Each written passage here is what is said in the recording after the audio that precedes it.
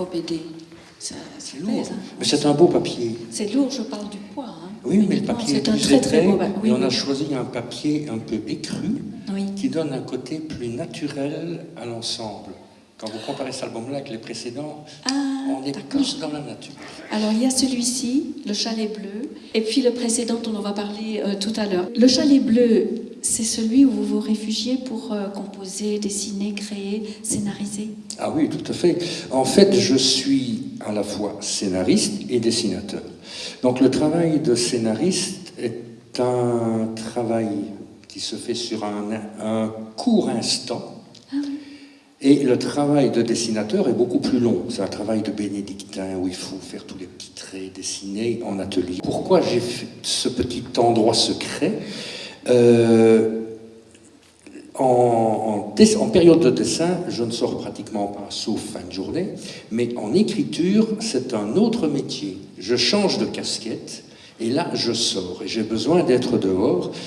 Mais j'ai eu la chance de pouvoir trouver des terrains oubliés depuis les années 60 dans un fond de vallée que seul mon beau-frère agriculteur connaissait.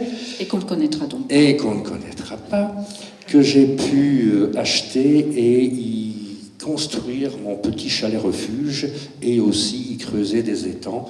Quand j'arrive, évidemment, je chasse tous les animaux, mais lorsque je m'installe, je ne bouge plus.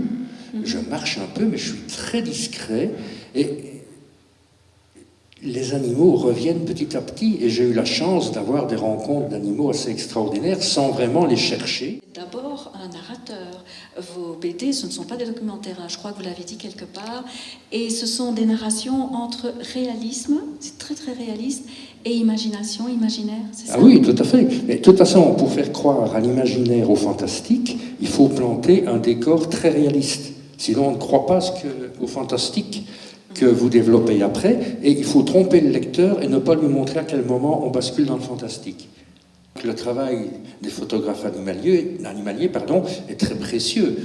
Donc, je travaille d'après leurs photos, puis je recompose, je mets en scène. Les paysages aussi, c'est d'après leurs photos? Non, les paysages, c'est souvent les miens. C'est parce pour que les animaux. Oui, c'est pour les animaux, c'est pour Oui. les animaux, hein, parce que, bon, je ne peux pas reprendre la photo telle qu'elle non plus, parce que c'est leur composition, mais pour les mouvements d'animaux et autres, j'ai la précision pour dessiner un cerf, c'est extrêmement difficile. Donc, je le disais dans la vidéo, que dessiner les bois, c'est quelque chose de très, très complexe. Le cerf, c'est un animal très fort, très puissant, mais qui tient sur des pattes toutes fines, et le moindre trait de travers, ça sera bancal, il va boiter. Ça doit être majestueux. Donc la moindre petite erreur, donc il faut que le dessin soit juste, et il faut que le cerf soit intégré dans le paysage. Vos paysages, je les trouve absolument magnifiques. Ça, ce sont des photos que je prends moi-même, comme ça, mais je mitraille. Hein. C'est un outil de travail et c'est toujours composé en pensant que je vais y placer un personnage, un animal que je rajoute par après, et c'est à ce moment-là que ça devient de la création et pas de la reproduction de photos.